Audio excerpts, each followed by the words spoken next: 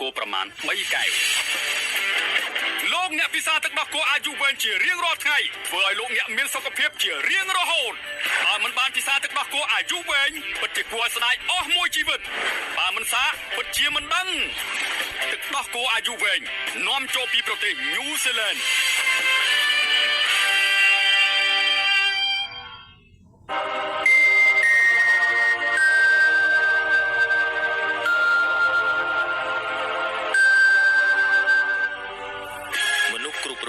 ត្រូវការទឹកដោះគោប្រចាំថ្ងៃ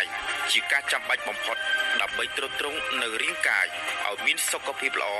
និងរឹងមាំឥឡូវនេះយើងមានទឹកដោះគោដ៏ពិសេសគឺទឹកដោះគោអាយុវែងវាជាទឹកដោះគោដំបូងដែលមានតែមួយគ្មានពីរសម្រាប់អាហារចិញ្ចឹមរាងកាយរបស់លោកអ្នកប្រចាំថ្ងៃដែលផ្សំឡើងដើម្បីទ្រទ្រង់សុខភាព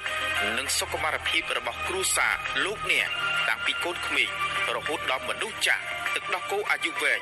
គឺផ្សំឡើង28ថាមពលប្រូតេអ៊ីនជាតិខ្លាញ់សរុបឆ្អែតកាបូអ៊ីតរ៉ាត់កាល់ស្យូមជាតិសូដ្យូមផូស្វ័រម៉ាញ៉េស្យូមវីតាមីន C វីតាមីន B3 វីតាមីន E អាស៊ីតវីតាមីន B6 វីតាមីន B1 វីតាមីន B12 ចំណែកឯរីបូផ្លេវីនវីតាមីន1ទឹកអាស៊ីតវីតាមីន D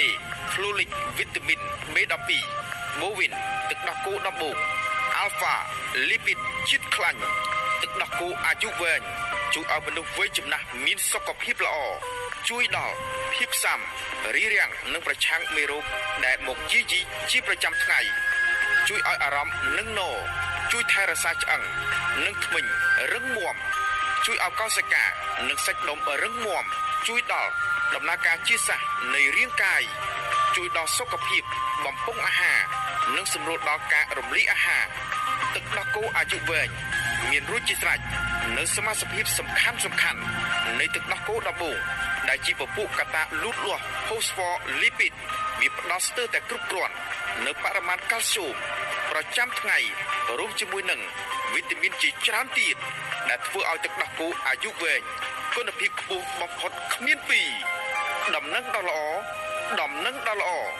ទឹកដោះគោអាយុវែងបានមកដល់ហើយប្រិមិត្តពុកម៉ែបងប្អូនអាចមកជាវទឹកដោះគោអាយុវែងបាននៅបណ្ដាសាខាក្រុមហ៊ុន Nature Goodness ទាំងអស់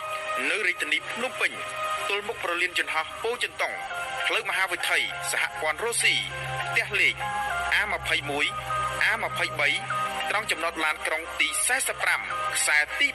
3ទំនាក់ទំនងលេខទូរស័ព្ទ010 066 095 877 456 088 78 77 456ពិសាទឹកដោះគោមានសុខភាពល្អជារៀងរហូតទឹកដោះគោអាយុវែងនាំចូលពីប្រទេសញូហ្សេឡង់